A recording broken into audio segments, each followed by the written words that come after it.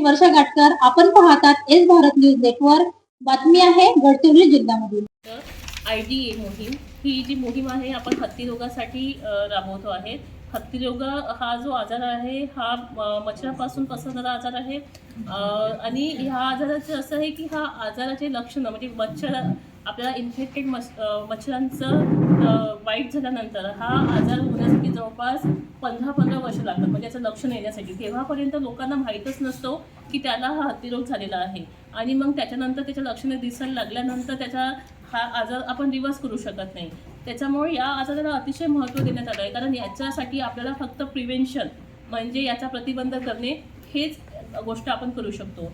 आणि म्हणून आपल्या जिल्ह्यातील जे आपण यावर्षी जो निवडलेले 2 तालुके आहेत गडचिरोली आणि चामोर्शी याच्यामध्ये सरसकट जितके पण आपले लाभार्थी आहे म्हणजे याच्यासाठी जे लाभार्थी आहे याची निवड आपण अशी करतो की याच्यामध्ये 3 गोळ्या आपल्याला प्रामुख्याने द्यायच्या आहे. आयव्हरमेक्टिन, DEC आणि अल्बेंडाझॉल. तर याच्यामधली जी आयव्हरमेक्टिन गोळी आहे ही आपण 5 वर्षाखालील आणि 90 सेंटीमीटर उंची असलेल्या लोकांना म्हणजे याच्यापेक्षा कमी उंची असलेल्या लोकांना द्यायची नाही आहे. त्यांना ती कॉन्ट्राइंडिकेटेड आहे. आणि जी अल्बेंडाझॉल आणि DEC ही जी गोळी आहे ही 2 वर्षाखालील जे लोक आहेत त्यांना, त्याच्यानंतर प्रेग्नंट विमेन आणि ज्यांचे डिलिव्हरी होऊन 7 दिवस झालेले आहे अशा स्तनदा माता यांना आपण देत नाही.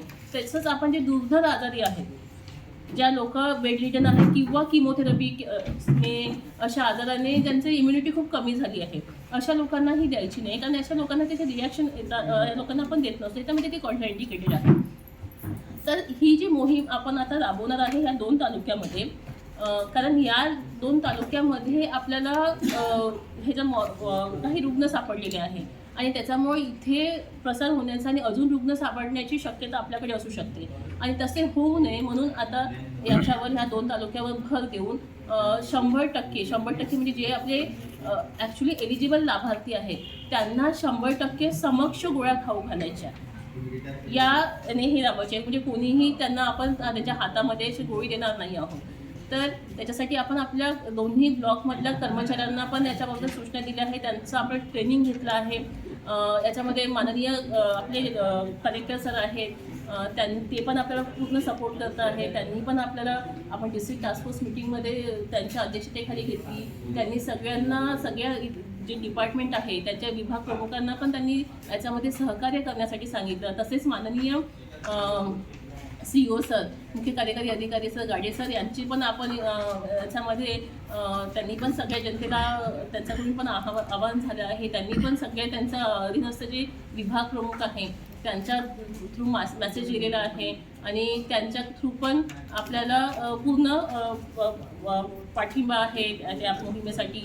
आणि जे शिक्षक त्यांच्या मार्फत पण आपण शिक्षक जे डिपार्टमेंट आहे एज्युकेशन डिपार्टमेंट आहे तसंच ICDS आहे त्यांच्या सहभागासाठी पण त्यांनी त्यांचा सहभाग पण मिळेल आपल्याला यासाठी त्यांच्याकडून पत्र गेलेले आहेत. तर म्हणजे हा जो ही मोहीम आहे सगळ्यांनी याच्यामध्ये इन्व्हॉल्वमेंट होण्यासाठी आपल्याला आता म्हणजे करून घ्यायचं आहे.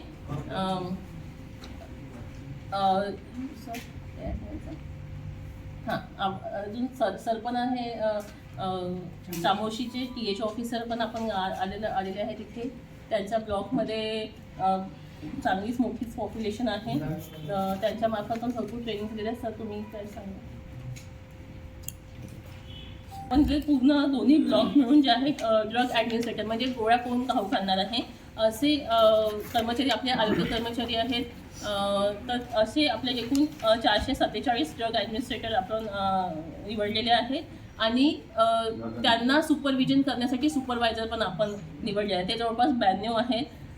10 तारखेपासून तर 20 तारखेपर्यंत आपण हाऊस टू हाऊस व्हिजिट करून समक्ष गोळी खाऊ घालणार आहोत आणि त्याच्यानंतर आपली 21, 22 आणि 23 ह्या दिवशी जी असणार आहे ती बूथ ॲक्टिव्हिटी असणार म्हणजे आपण बूथ लावणार. जे काही लाभार्थी आपले सुटलेले आहेत त्या लोकांसाठी बूथ लावून त्यांना आपण कव्हर करणार आहोत. म्हणजे आपले 100% लाभार्थी कव्हर झाले पाहिजे या उद्देशाने आपण हे करतो आहोत.